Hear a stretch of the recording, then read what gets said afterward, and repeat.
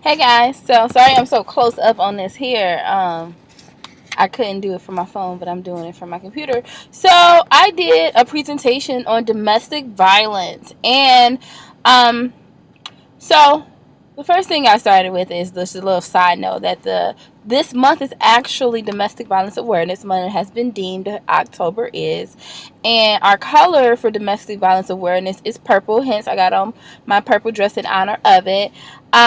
So they chose purple as the color because purple as an evolution is an evolution of lavender from decades past, and is seen as a color of royalty, and it is already associated with women anyway. Purple is quickly recognizable, they believe. So when I teach, I love to give definitions of stuff before I, get to explaining it. So I want to go with what domestic violence is. So domestic violence, according to the National Domestic Violence Hotline, domestic violence, also called intimate partner violence (IPV) and also called relationship abuse, is a pattern of behaviors used by one partner to maintain power and control over another partner in an intimate relationship. So I just want to make it clear that any person can find themselves victim to domestic violence. It does not only come for a certain financial status, education level, beauty or lack thereof, weakness or strength. It can choose anyone, even the strongest cookie in the bunch. Statistics. All statistics that I'm getting ready to name are according to Project Sanctuary. So 1 in 3 women have been subject to physical violence in their lifetime. 1 in 5 women have been subject to severe physical violence in their lifetime. 1 in 7 women found themselves being stalked, fearful of harm being caused to them or their loved ones via their abuser. 20,000 phone calls are placed to domestic violence hotlines nationwide daily. Intimate partner violence accounts for 15% of all crimes. It's most commonly found in women between the ages of 18 20 to 24 who find themselves victims of domestic violence. And in domestic violence homicides, women are 6 times more likely to be killed if guns are in the household at that time. So, according to the National Coalition Against Domestic Violence, in 2007, 1,640 women were murdered by intimate partners. 40% of female murder victims are killed by intimate partners. Almost half of intimate partner homicides are committed by dating partners. 76% of women who are killed by their intimate partner and 80% of women who survive attempted murder are stalked prior to the murder or attempted murder. So I want to shift to children and domestic violence. So I wanted to share a story that I found very heartbreaking, very attention grabbing, involving children and domestic violence. And I just wanted you to be able to experience the magnitude of how serious domestic violence is to the victim and to people that she loves. So according to the Washington Post and other major news outlets, in 1991, a man named Gregory Green stabbed his pregnant wife in the face and chest. He killed her and their unborn child. So he served 16 years in prison for this heinous crime. And when he was released in 2008 on parole, because he had been rejected for parole twice before, I think it was in 2004 and 2006.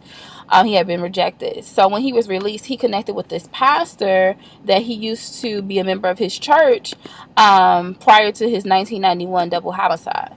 So the pastor considered him a friend before that unfortunate event. So eventually, Green married that pastor's daughter in 2008. Not in 2008, I'm sorry. Sometime after 2008. After he was granted parole, and they ended up having 2 beautiful daughters together, and she had 2 other beautiful children from a previous union. So in 2016, the pastor's daughter found herself bound to duct tape and zip ties in their basement. She had been shot in the foot, and her face had been slashed open with a box cutter. Her 2 older children he shot dead in front of her. and he shot the 2 younger children that they shared together and left them in the car to die from carbon monoxide poisoning.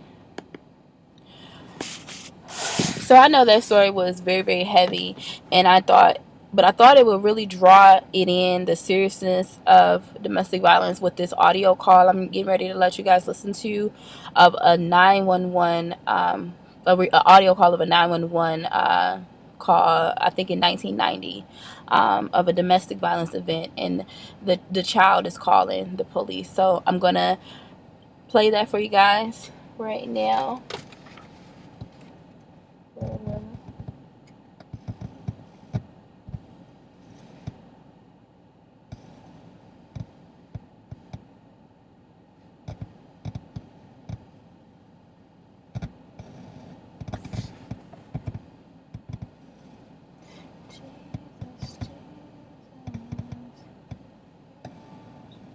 What is it? Okay, here we go. Can you please help me? What's wrong? My mom's old boyfriend is trying to hurt my mom, and I'm really scared, and I need help. Okay, just calm down. We're going to send somebody. Okay. And I think my cat's scared. Your cat's scared? How old are you? How old are you? I'm 6. You're 6? Yes. Okay. We have somebody coming. And I need help. Somebody?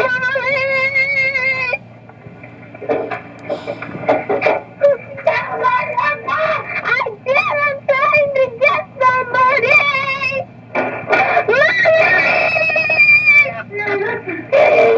Okay. What's your name? Jamie. Jamie? Yes. Okay, do they have any weapons, like a knife or a gun or anything? Yes. Who does? My mom's old boyfriend, and my mom just fell down the stairs. Your mom just fell down the stairs? But can you hold on? I want to go see if my mom... No, why don't you stay right here with me? Stay right here with me.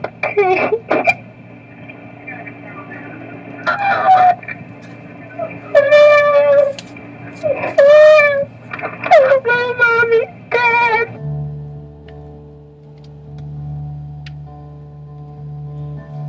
So October 3rd, 1990, in Battle Creek, Michigan, Jamie's mom was murdered in cold blood in front of him.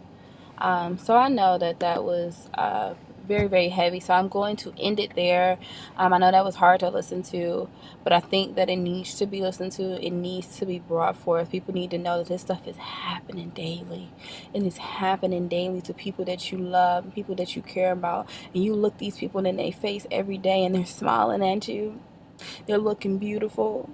But they going home and they're being abused. They're being tortured. We're covering it up with our makeup. We're covering it up with our concealer, our foundation, and all of that stuff. We're covering it up with our smile and trying to make everybody else happy. But they're going home and they're traumatized, and they're being abused. They're being, financially abused. They're being physically abused. Their children are being tormented. Their children are witnessing this kind of stuff. It happens every day.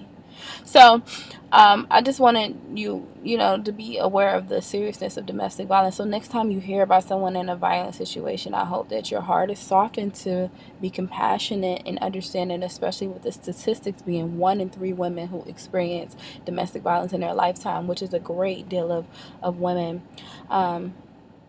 So rather than making excuses for the abuser or victim shaming or blaming the victim. So I just want to give you guys the National Domestic Violence Hotline number, and it's 1-800-799-SAFE, 1-800-799-7233. I pray all is well. Bye, guys.